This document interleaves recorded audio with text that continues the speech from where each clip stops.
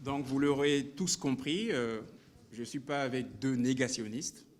Ils reconnaissent ce qui s'est passé au Rwanda, mais ils questionnent la version officielle répandue par Kigali. Et c'est ça la question qu'on doit se poser. Est-ce que cette version-là correspond à la réalité?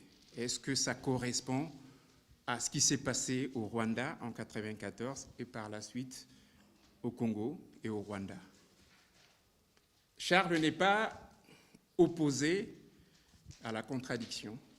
Il laisse la porte ouverte à la contradiction. Ceux qui ont des arguments contraires sont les bienvenus. Il s'agit de débattre, pas d'imposer la volonté de qui que ce soit à qui que ce soit. Ce n'est pas question d'imposer la ligne de qui que ce soit à qui que ce soit. Le livre est très fouillé, encore une fois, mais Charles, les États-Unis en prennent quand même pour leur grade dans ce livre. Et dans une moindre mesure, le Royaume-Uni. Et en couverture, vous vous demandez si la France est complice. Est-elle complice? Alors, c'était encore un cheminement pour moi un peu difficile, parce que vous avez souligné les États-Unis. Moi, j'ai constaté depuis plusieurs années, depuis presque un quart de siècle maintenant, parce que les événements du Rwanda, ça va faire bientôt 30 ans. Hein, c'est bon. Et depuis plus d'un quart de siècle, j'ai constaté que peu d'auteurs, très très peu d'auteurs, osaient parler des États-Unis. D'ailleurs, on en a parlé avec Patrick également, à un moment donné, il y avait des auteurs qui disaient « Ah ben oui, les États-Unis ne sont pas intervenus au Rwanda à cause du syndrome de la Somalie. » Bon. Pour les gens qui ne connaissent pas, ils vont dire « Oui, c'est vrai. Ils ont été frustrés en Somalie. » Mais quand les Américains ont déclassifié leurs archives, moi j'ai regardé et j'ai constaté que personne n'est allé travailler sur les archives américaines, en commençant par les chercheurs américains. J'ai constaté également que lorsque la commission parlementaire française avait fait son rapport sur la mission d'information, ils ont interrogé, comme Américains, un seul responsable aux États-Unis, M. Herman Cohen, qui, à mon avis, n'était pas celui qui dissimulait beaucoup d'informations, mais qui n'était pas celui qui apportait le plus d'éclairage. Et je me suis posé la question de savoir comment des officiels français, qui sont pour beaucoup très intelligents, comment peuvent-ils faire un rapport, d'ailleurs dans lequel où ils disaient qu'il n'y avait pas de complot des États-Unis dans ce qui s'est passé dans les Grands Lacs. Je dis, mais, enfin, pour quelqu'un qui réfléchit, quand vous avez une démarche intellectuelle et cartésienne, vous dites, mais pourquoi on met ça en avant de chercher d'abord à savoir quel est le rôle des États-Unis? Est-ce qu'il y a un rôle? Est-ce qu'il n'y a pas de rôle? S'il y a un rôle, quel est-il? Et de quelle nature se présente-t-il? Et s'il y a une action, comment cette action se manifeste-t-elle sur le terrain? Et donc, quand j'ai vu ça, je me suis dit qu'il y avait une tentative pour les Français eux-mêmes de s'auto-censurer. Donc, moi, je suis donc allé voir dans les archives du président Clinton et dans tous mes contacts que j'avais aux États-Unis, j'ai pu obtenir beaucoup d'informations. Et les archives américaines sont suffisamment prolixes pour nous expliquer. Quand vous voyez la tonne de documents, vous comprenez que les Américains eux-mêmes ne sont pas avares sur leur propre rôle.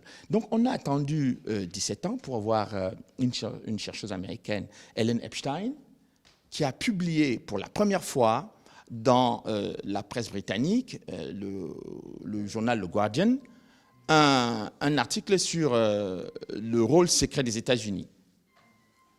The Secret Role of the United States, quelque chose comme ça, in Rwandan Genocide. Donc, c'est la première fois, après 17 ans, qu'une chercheuse américaine publiait un article pour parler du rôle secret des États-Unis dans le génocide du Rwanda. Bon, moi j'ai donc pris la peine, c'était fastidieux, je peux vous assurer que c'est très compliqué de passer du temps à chercher, à fouiller, etc. Mais j'ai trouvé des perles rares et très intéressantes dedans. qui m'ont amené à constater que tout ce qui a été fait dans les Grands Lacs a été pensé. Pensé, conçu, exécuté.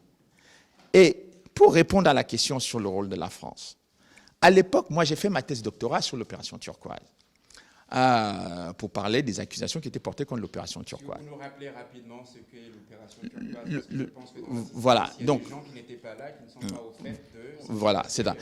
Donc, OK, l'opération turquoise était une opération humanitaire qui avait vocation à sauver, à mettre un terme au massacre du Rwanda ou à sauver les personnes qui étaient victimes de massacres au Rwanda. Et cette opération avait été initiée par le président François Mitterrand, qui était en désaccord avec son premier ministre Édouard Balladur, mais qui a fini par s'aligner sur la position de François Mitterrand, parce que dès le début des événements, on critiquait la France d'avoir soutenu les génocidaires, dont le président Habyarimana, et ceux qui ont commis le génocide au Rwanda, dont les Français sont restés paralysés par ces accusations. Et ce n'est qu'au mois de juin où le président Mitterrand a décidé qu'il fallait faire une intervention et qu'il fallait passer par le Conseil de sécurité.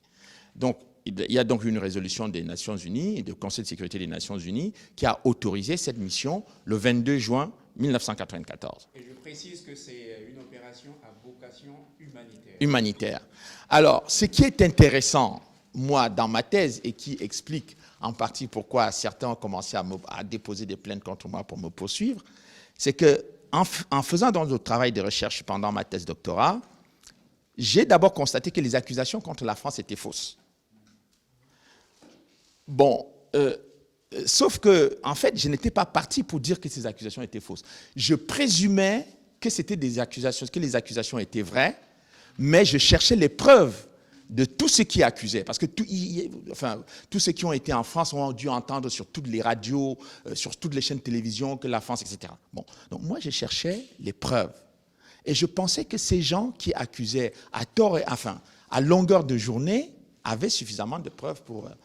sauf qu'au bout de 5 ans, 6 ans, 7 ans de recherche, je ne trouvais toujours pas de preuves.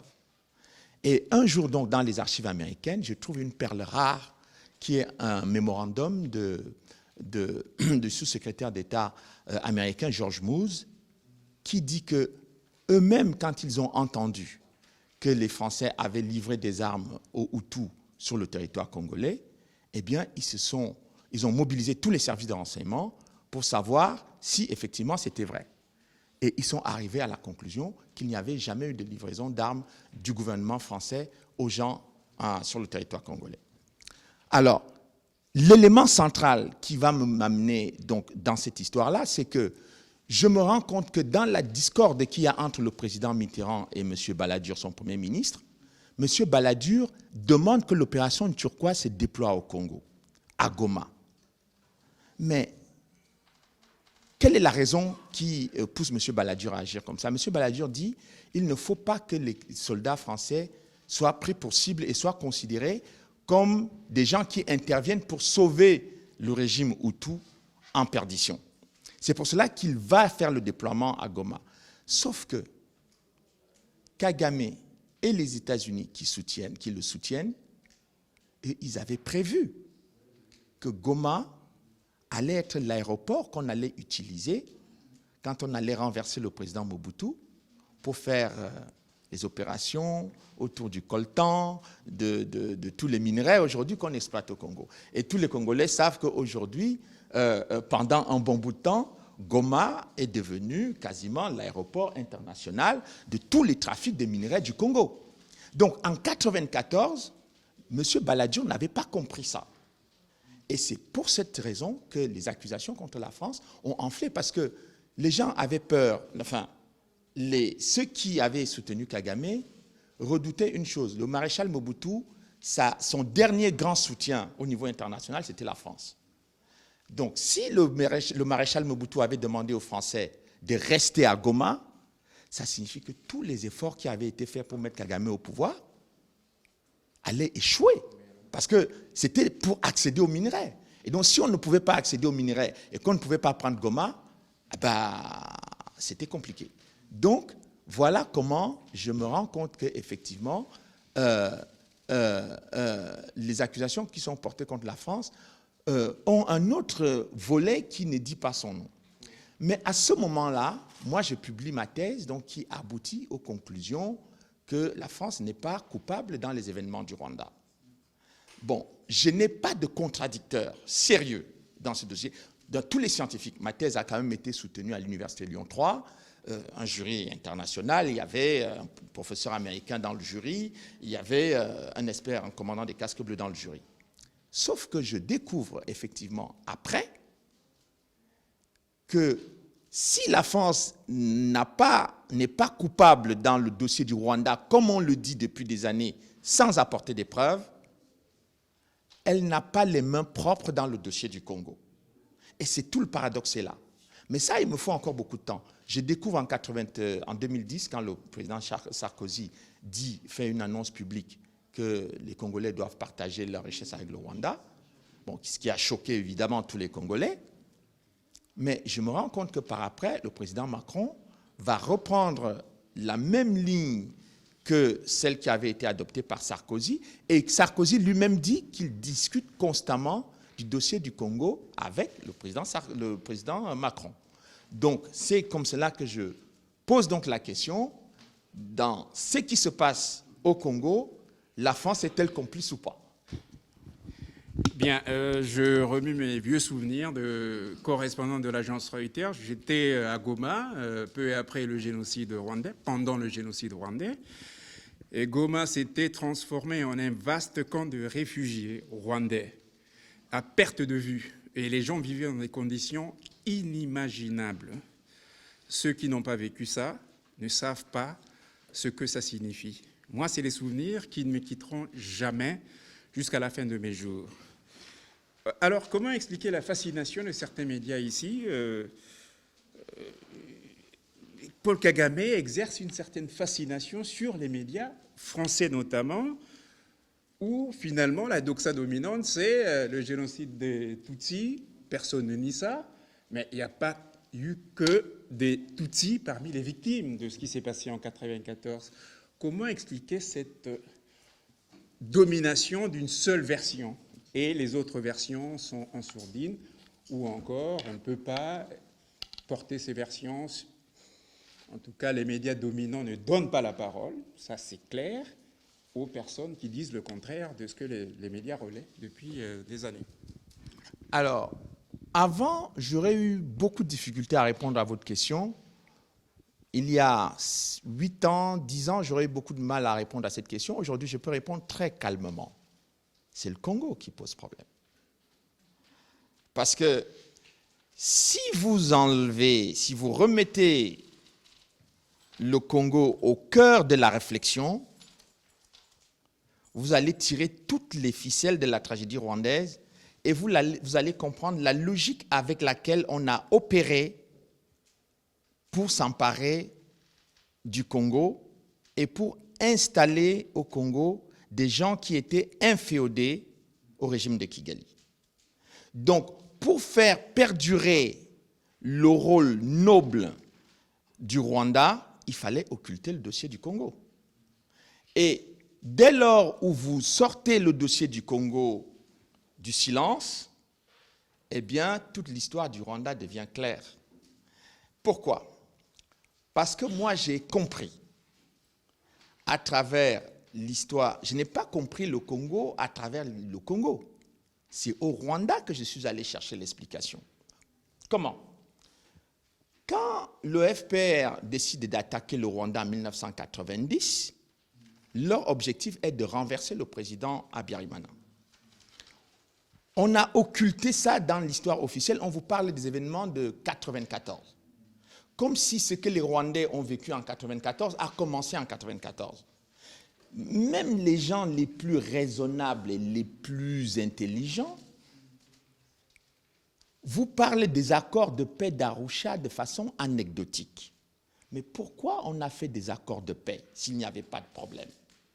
Si tous les problèmes ont commencé en 1994, à quoi donc a servi les discussions et les accords de paix qui ont été signés en 1993? C'est parce que dès 1990, il y avait un problème. Et le Congo était déjà dans le collimateur en 1990.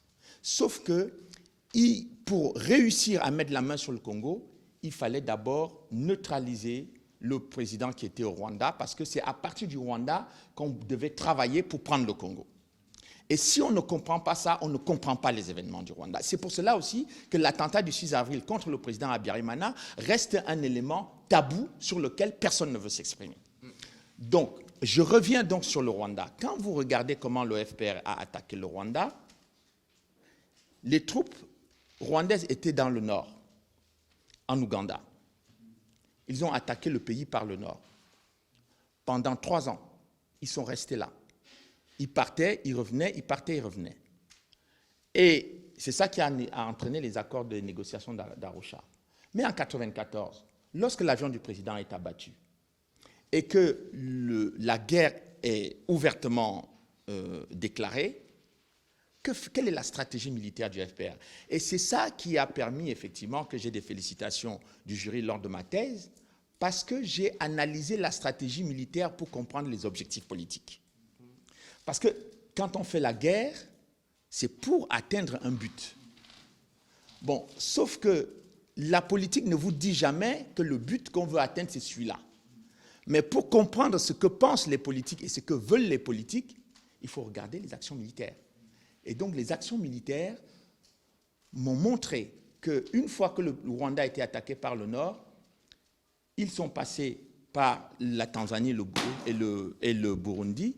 Ils ont fermé la frontière tanzanienne, ils ont fermé la frontière du Burundi, et toutes les populations du Rwanda étaient poussées à l'ouest du Rwanda et donc vers l'est du Congo. Avec 2 couloirs. Soit ils entraient par Goma, soit ils passaient par Bukavu. Et il y avait le lac Kivu au milieu. Donc, toutes les populations, donc vous qui étiez en 1994, vous avez dû voir effectivement que l'entrée se faisait, tous les réfugiés qui affluaient massivement sur le territoire congolais passaient par Bukavu ou par Goma.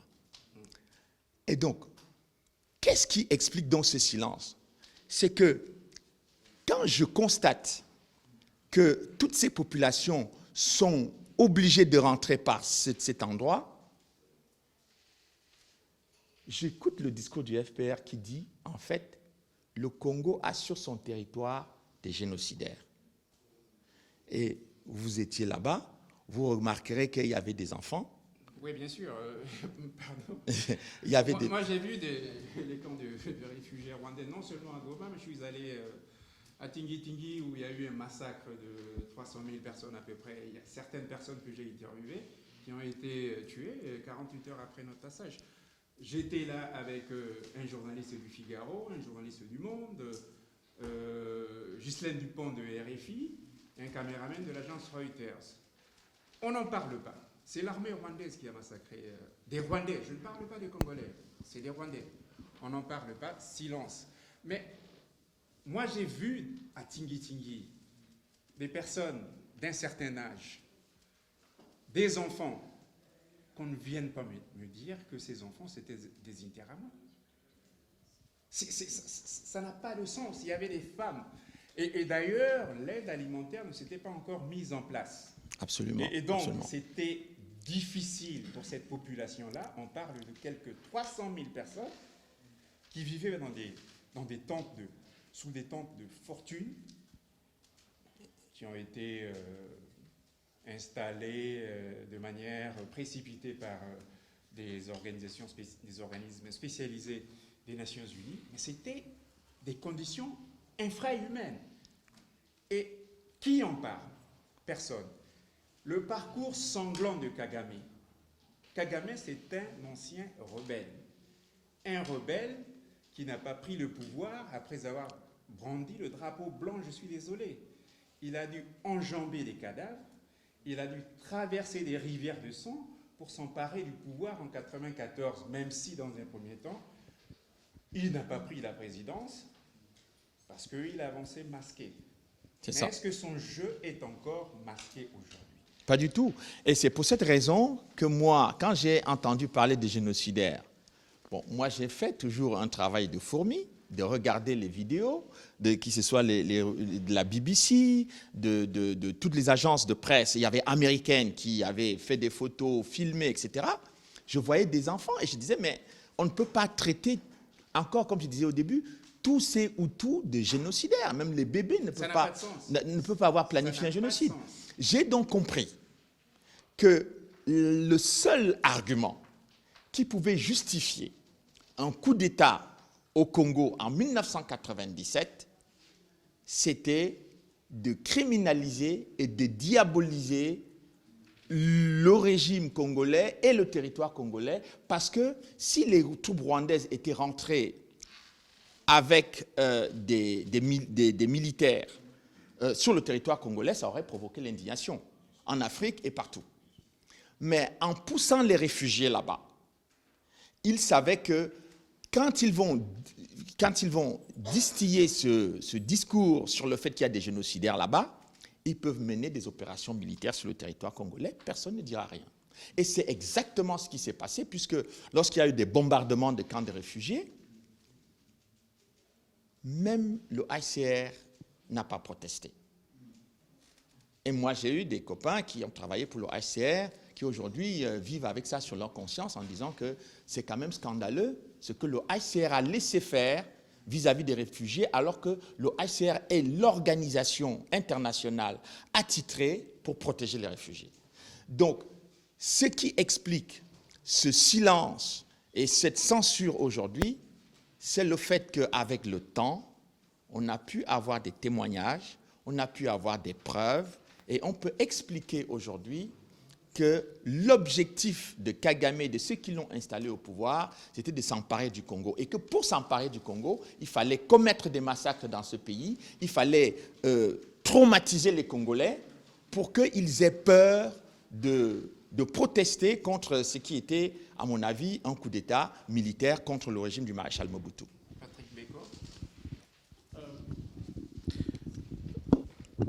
Je pense que beaucoup de choses ont été dites, mais je veux compléter parce qu'il faut... moi, je me suis, dès le début, quand je me suis intéressé à la question des Grands Lacs, j'ai voulu justement comprendre pourquoi il y avait cette complaisance. Parce que moi, je suis parti, en fait, d'une saine colère. Il y avait cette complaisance médiatique au niveau du Canada à l'égard des événements dans la région. C'est ça qui m'a poussé à écrire mon premier bouquin sur le rôle du Canada dans les guerres en Afrique centrale. Et Charles a raison de dire une chose, c'est que quand vous analysez les événements dans la région, surtout sur le Rwanda, on vous explique que tout a commencé en 1994